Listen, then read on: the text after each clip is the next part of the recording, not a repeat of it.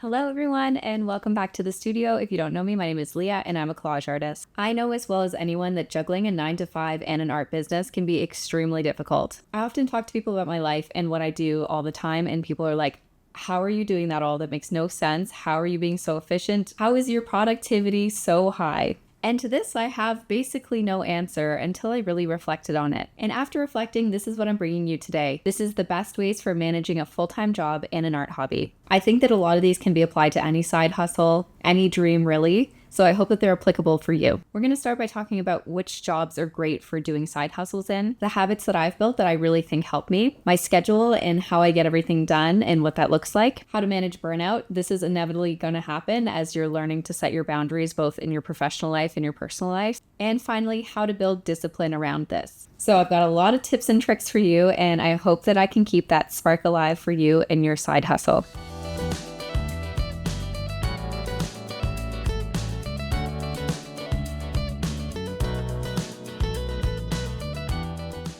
Okay, so I wanted to start with talking about jobs. I know a lot of artists do their art on the side and they have to find a full-time job. A lot of us end up being graphic designers, it seems, but I don't know if this is the best route to go, honestly. Now that I've done it and become a manager, managing is creative in its own way, and it's definitely way more draining, but I'm not applying as many of my technical skills in the office, and I think that that actually helps me. Imagine having to work all day creatively and then go home and work all night creatively. It can be exhausting and you only have so big of a battery, right? I think it's important to find a job that has applicable skills but doesn't directly do exactly what you're doing, if that makes sense. So yeah, I guess graphic design does work in this instance, but if you're like a digital illustrator and a graphic designer, I feel like those are almost too similar and it's just gonna feel like you're working a lot of hours versus doing two different things. Maybe if you're a digital illustrator, for example, you could also do like a video editing job, and that way you get skills that you can then apply to a YouTube channel eventually. Painting kind of works in this way too, I guess, with graphic design because you need color theory and layout and all of those different things, good shots, etc. But I do think there is something to be said about shift work. Shift work was recommended to me because of my endometriosis and chronic illness. A lot of people say that this is the best route to go when you have something like this because you're able to know exactly kind of when you're going to be in pain and you can just avoid those weekends, for example, or whatever those things are. It's also easy to drop shifts and pick other ones up. And it's easier to take on double shifts, for example. So if you want to get 12-hour shifts out of the way and just do like 2 or 3 of those and then have 4 days off, way easier to do that than it would be for a 9 to 5 where you're kind of taking up basically just the best hours of every day. This way you're just like exhausted on those 3 days and then you have like 4 days off, which is pretty sick. And I think that's like the right amount of time, honestly, for you to like develop a skill. You could then make art for like literally an entire day. And I think that when it comes to art, deep work is very important. A lot of people say like, oh, pick up a sketchbook for 20 minutes. But like, I don't really think that that's a very productive way of doing it. I think like having like minimum of 4-hour chunk is like the minimum amount of time that I like to put aside, at least when I'm doing collage. Especially for collage, like an hour or 20 minutes could just be looking through papers and I could get nothing done with that. So there's a lot of different ways to work within that. If you cannot figure out a shift work and you have a 9 to 5, the best thing to do is find one where you can work from home most of the time. I feel like this really saves my energy. Having to go and be around people in an environment that I absolutely hate ruins and drains my entire battery. Sometimes I come home and I'm like, I cannot do anything else today. And that's just from being in the office. You also save a lot of time on a commute. And then sometimes you have to come home and like take an hour to just like figure your brain out and like reconnect to your space, whatever it is. It's just like a big fat waste of time, in my opinion, especially when it comes to lunch breaks. At my job, at least, I get a 1-hour lunch break every day. And during that time when you work from home, I can get so much done, like filming a video or answering a ton of emails or packaging orders and sending them out. I cannot do that at the office. I have to like sit there and talk to people. So it basically feels like more work. I love hanging out with those people, but it's like I'd rather go socialize with my friends after work, for example. So how can you get away for that 1 hour and what can you do with that 1 hour? Also, something really important when I work from home is I always double up dinners so that I can quickly eat like a meal prepped meal at lunch. This will only take me like 10 minutes of the 1 hour, and that way I can do whatever I need to do at that time. Otherwise, you have a full kitchen at your dispense. You could be cooking for the whole hour, and that has happened to me many a time. Now that you have a job or you decided to stick with the job that you have, what are the habits that you can build? I think this is one of my strongest skills for sure, is having very strong habits that positively affect my business. My first rule is always respect the studio. This space is my sacred grounds. Do not sit here and scroll on your phone ever is kind of my biggest rule. I don't take calls at this desk. I don't do anything of that sort. This is for my art only. I have a whole other desk for work. Now, I know everyone doesn't have space for their art, and that's okay. The idea is just that maybe you have a basket that's super easy for you to like unpack if that's the case, or if you do it in your dining room, for example. Just make sure that your art tools are always accessible. Don't put them in a back closet somewhere or you're going to forget about it. Put it somewhere like very easy to grab. It needs to be out and ready and really easy to set up. Otherwise, you're just going to not do it. And as I said, you got to respect the time. You got to do the time. Not sure if this is a habit or a mentality, but definitely do that. The next habit I do is when I'm booking time to make art, I always book like a 4-hour slab, absolute minimum. Maybe you've heard of the term deep work. I 100% believe in it. It's the idea that you're not multitasking and just diving into one thing for a very long period of time. This means no distractions, so I like to put my phone on Do Not Disturb. Obviously, I use my phone for filming sometimes. Having a larger period of time is so much more helpful than a 20-minute thing, as I said before. You really need to be able to dive into it and learn something, and having that time carved out is going to get you there. To go along with that mentality, I'm going to add to the list, I have a perfection versus completion mentality, and a lot of the time those tasks just need to get done. If you spend a ton of time on little details of your business or your art, whatever it is, and you're focusing so much on it, you're wasting a lot of time. When something's pretty good and you've looked over it a day later, for example, and you've just tweaked little things, just post it, get it out of the way, it's done. There's no reason to think on it for too long. And I think I see a lot of people doing this is the overthinking. I think that I'm an overthinker, but I'm a productive overthinker. So I never stop my actions with my thoughts. And I think that that's something that a lot of people need to learn, is even like something like launching a YouTube channel. If you're like, oh, well, I don't have the perfect banner yet, I can't launch my channel. That's a barrier that you've made for yourself that's going to slow you down in the long term. Or maybe it's like nitpicking a color within your painting that you want to like go over and then you do it again and again and again. You could do that, or you could be done in a completely other piece. Obviously, it needs to be good, but it doesn't need to be perfect. Okay, the last one for mentality is making your art revolve around you versus your job revolve around you. You should be walking, breathing, living in a life of an artist all the time. I know this sounds intense, but it's not really that intense when you think about the little changes that you can make very easily. For one, if you're going for a walk and you listen to music, what if you switch that into downloading YouTube videos and listening to them while you walked? Or if there's podcasts that you're interested in, maybe download those as well. Like, for example, what are you reading on your commute? Maybe you've read like tons of art history articles or like interviews from artists, and then you're kind of forgetting them. What if you got like something like Readwise where it reads back your highlights to you and try to learn those informations like a little bit more deeper so that you can use them in everyday conversations?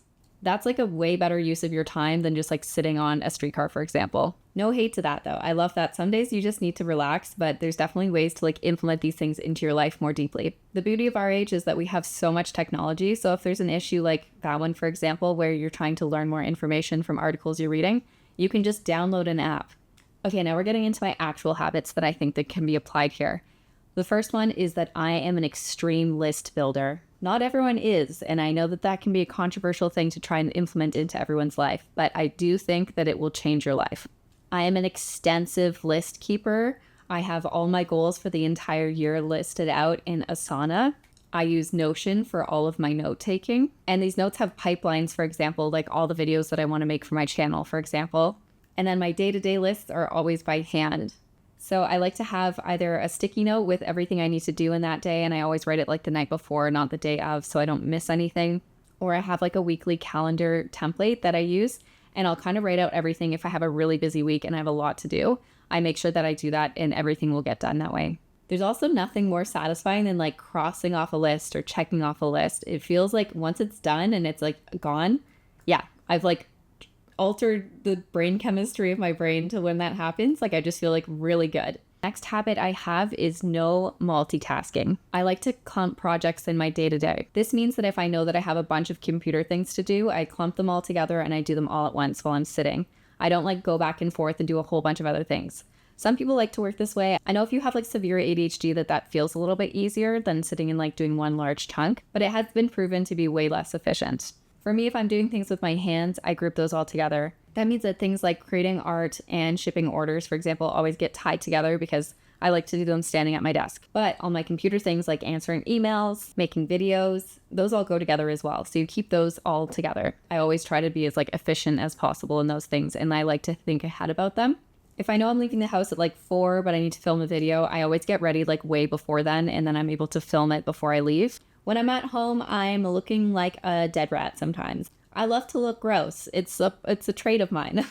I don't really mean to be rude, but you look like garbage rat. You look like you crawled out the sewer and the infestation, and you look like garbage.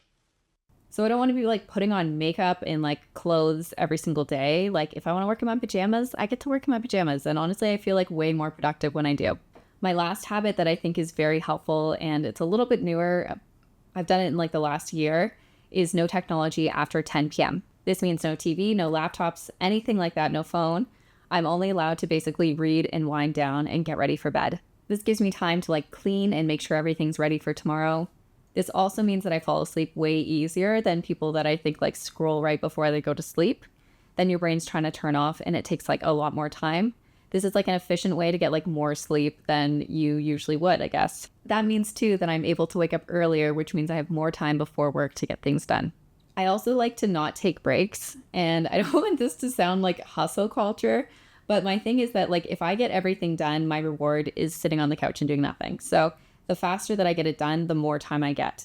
So if I'm able to get everything done and I'm like moving around, I always just like come home from work and get everything done immediately. And then I'll cook, eat dinner, and like watch a movie or something, or just like chill, read a book. I think that it's really hard to wind down and then wind back up twice in one day. I don't know if that's just a personal thing or if you guys feel that way as well.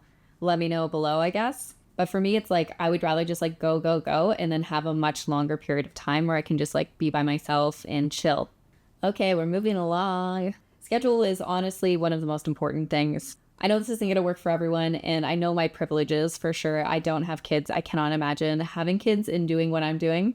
Maybe one day I'll understand, but this is how I'm able to get everything done. So quickly, as I said before, I have an Asana for all of my yearly tasks. So these are like my bigger milestones that I'm trying to complete. I like to check in on this and kind of check them off as I go. And if I'm like, what could I work on right now? I always go to that and grab some of them, and then I work those into my schedule. Being an entrepreneur and an artist, my days look very, very different every time, but here's just a general idea of what a day could look like. Instead of a day, I figured showing you an entire week calendar would just really show how different every single day is. In the left corner, you can see my 4 monthly milestones, and these are ones I've taken directly from my Asana that I'm actually working on right now. I like to keep these somewhere visible so that I know that I'm always working towards them. You may have noticed some slight shifts on my website. I changed the font and did some really fun things and changed the layout of how to find things within my shop.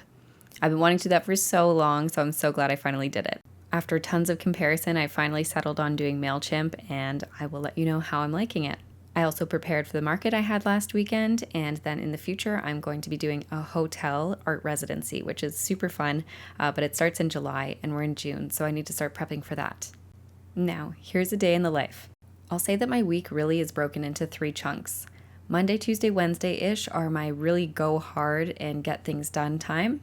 I am truly a machine on Monday, Tuesday, Wednesday, most of the time. So this is when I'll make art, do any larger projects. This is when I'm filming, anything like that. And this is before work, at lunch, or after work. I basically work through all of that. So usually I'll wake up.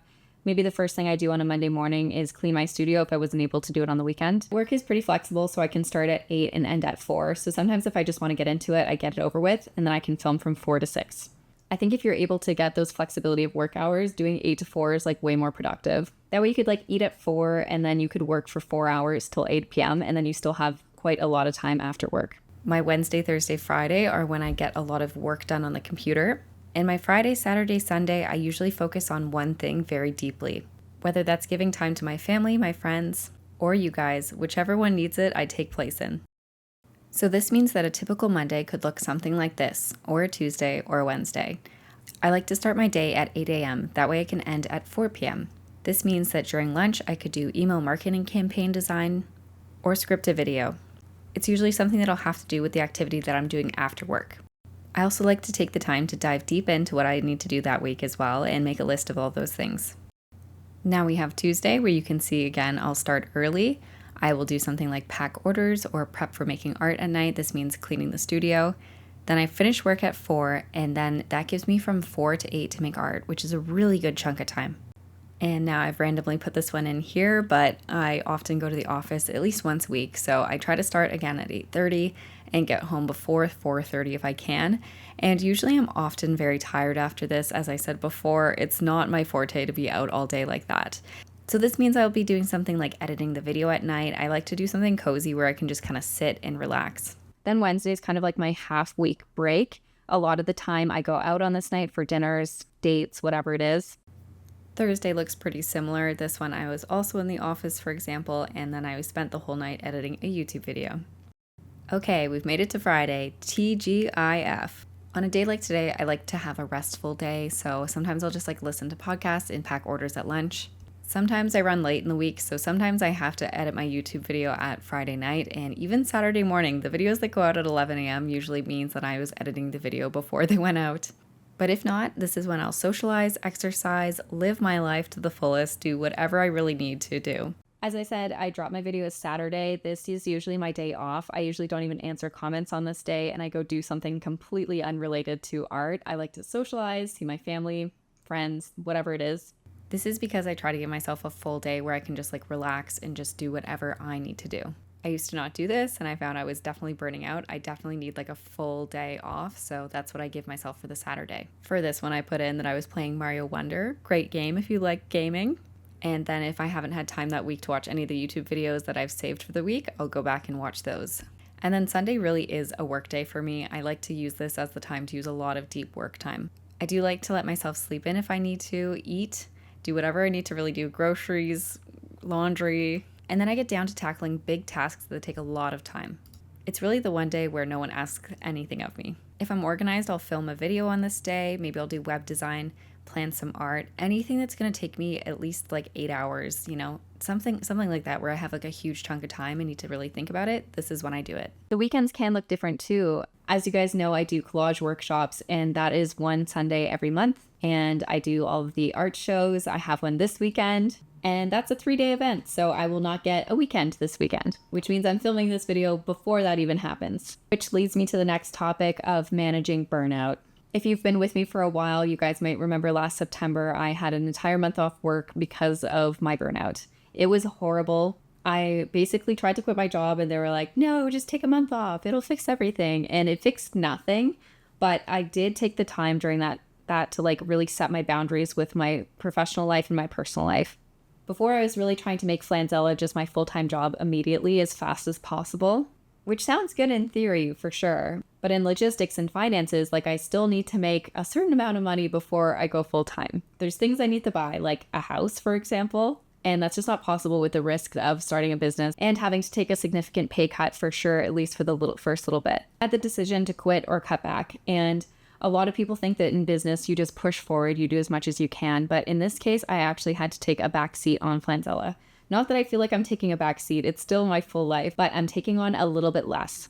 It's a really hard thing to do. I know I could make way better videos if I didn't have a full-time job. I know I would be able to do way better marketing. I know I would be able to get into way more stores for wholesale, all of these different things. And even for art, I could make a ton more art than I could if I had a job, just because I'm putting so much creative juice into the job versus my creative career. And I think this is where you really need to decide what works for you. This is why I set personal boundaries. For example, I do not make art on Saturday, as I said. That day is primarily for me to do exactly what I need to do.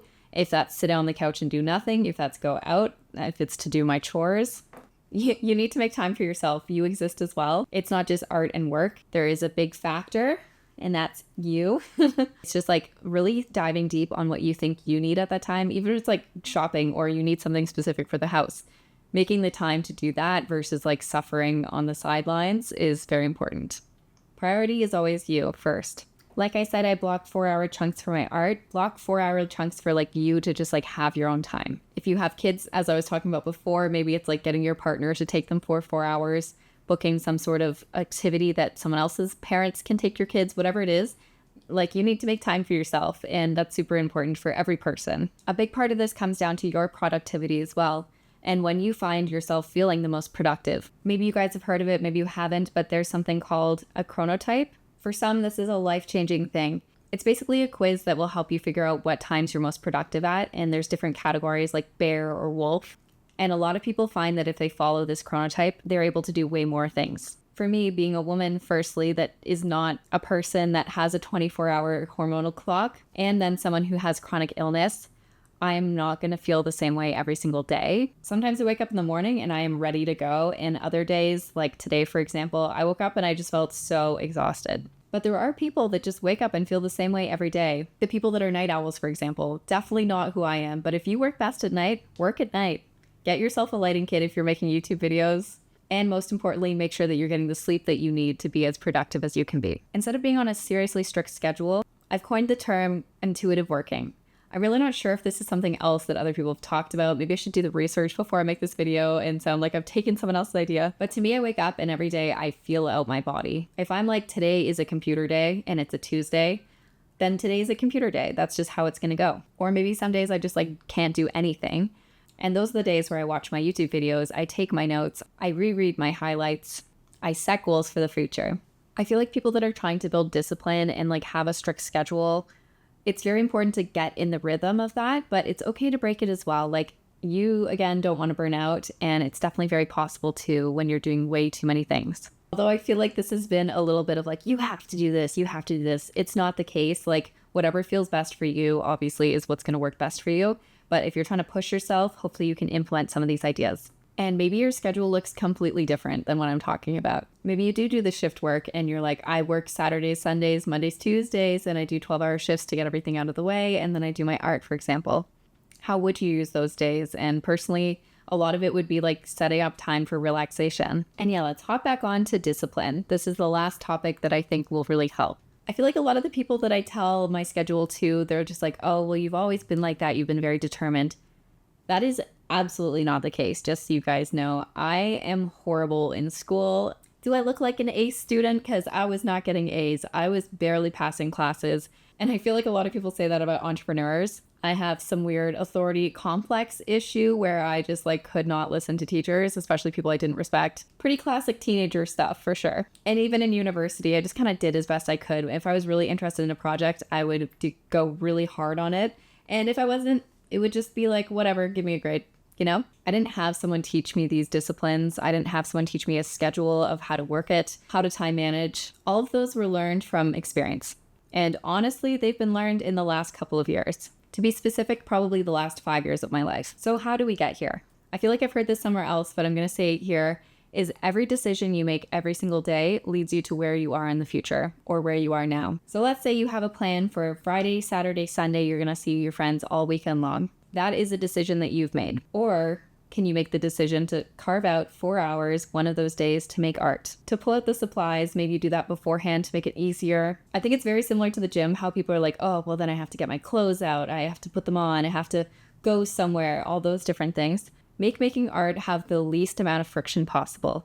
If that's like something like you want to make art during the morning, maybe you set it up at nighttime so that you already have it ready to go. Those types of things don't really work for me. I need to have like a soul feeling that like I really want to do it. So how can you convince yourself that making art in the morning is going to be the best thing for you that day? Some people are motivated by different things. Maybe it's getting a new art palette and maybe you want to try them out. Or maybe you work under pressure. Maybe you have a birthday party that night and you told your friend that you made them an amazing art piece and now you have to work under pressure. Not that I recommend that one, but I do know there's a lot of procrastinators out there. How can you get yourself moving? Find out what you're motivated by. Humans are motivated by something. For me, it's a dream. Doing art full time has always been my dream. I feel like I'm healing my inner child when I'm doing it. From the very young age, I always put, what do you want to be when you're older? It was either dog walker or artist. And that sounds pretty cool to me. But how can I take care of myself and give myself the life that I think that I deserve? My motivation comes from a place of respect of my own goals in the life that I want. And we're only put on this earth once. So how can I make this the best life of my life? And I owe that to myself. How can I live so well? I want to be on my deathbed and be like, I did everything I could possibly do to get myself to be an artist, to live my life to the fullest, to be surrounded by the best people possible, to have the best experiences, to see the world, whatever it is, have my cat even, like, you know, just like smaller things like that, the simple things. So what are these things that motivate you? If you just watch this video and you do nothing else today, figure out what you're motivated by and make literally one decision today that's going to elevate your art career. Even if that is just queuing up some of my other videos. I'll put the playlist here So if you've made the decision today to watch a whole playlist and really listen in and be engaged in these videos versus watching like a comedy or something, you can say that you did like one thing for yourself today that helped your art career in the future. And how can you make one of these decisions every single day for the rest of your life towards art if that's what you want to do? That's as simple of a breakdown as I can make it. I am hungry for my dreams, and I feel like my entire life I've just been like, yeah, I'm going to be a famous artist at some point in my life. And that's just what I believe really deep down, and I think I'm going to make it. And by having that level of delusion, if you want to call it, it does get me somewhere. And I think that when you're a little bit delusional with things like that, the thing just happens because you're working towards something. The only difference between me and someone else, like at my work, for example, there's a ton of people that are like, oh, I really wanted to go to art school. The only difference between me and them is that I continued it and I do it every single day, and they didn't. They could have done it too if they put the time and effort in, but a lot of people can't do that. And again, maybe it's figuring out your bad habits and trying to work through them. I've read Atomic Habits and I thought it was interesting, but I don't think it's going to like change your life with your habits. I just think it's one of those things where you need to wake up and decide every day to try to be 1% better, whatever that percentage is. Just make one decision every single day that moves you to the life that you want. And I feel like this is so relevant for your entire life. Like if you want to be more healthy, you could order food or you could walk to the grocery store. Very easy decision to make. But it takes more time and effort, and that's what slows people down. Same applies with art. And although I would like to sit here and provide this is how to do it in 5 days or something, that's just not possible. You're basically changing your entire brain structure to a new life, which is hard. I get it. But I do believe that you can do it. Anyone is possible of doing this. It just takes motivation, as I said. And we build that by making the right decisions every day. And you can set achievable goals, but I like to shoot for the moon and end up in the stars usually. So even though I have a huge list of things that I want to get done for September, for example, or I had ones for June, basically every quarter I have some larger ones. It's important to just have those goals. It means that you're moving towards something. Don't just talk the talk, you need to walk the walk. And I think this, again, I feel like I've said this a couple times now in this video. Hopefully it's not too repetitive, but you need to just like deeply respect yourself as well and your time. If you're putting time towards something and then you just give up on it, it's okay if you lose interest in it, but you still need to have something that you're interested in and building that time for yourself. I feel like a lot of people waste a lot of time on their phone, for example. The art of being bored has just died off, and that's a completely other video that I'm definitely going to make at some point. I have it scripted, I'm pretty sure, on my computer. But allow yourself to be bored. Allow yourself to be hungry. And with that, I know that you can get there. Balancing 2 gigs can be very difficult, but it's not impossible. And a tacky quote that I love is, happiness is not a destination, it's a journey. I honestly live by this. Every tiny decision will add up to something. Picture like a raindrop in a cup. Eventually that cup is going to be full and you're going to realize that you have done so much to achieve where you are today. If you found any of this helpful, please give it a thumbs up. If you have any questions, put them down below. I would love to hear if you guys have similar mentalities than me. Share it with your other art lovers, anyone that's having a rough time doing a full-time job and a side art hustle. And do not forget to subscribe if you're not already. I hope I inspired you today. Go make art today if you can, and I'll see you guys next time.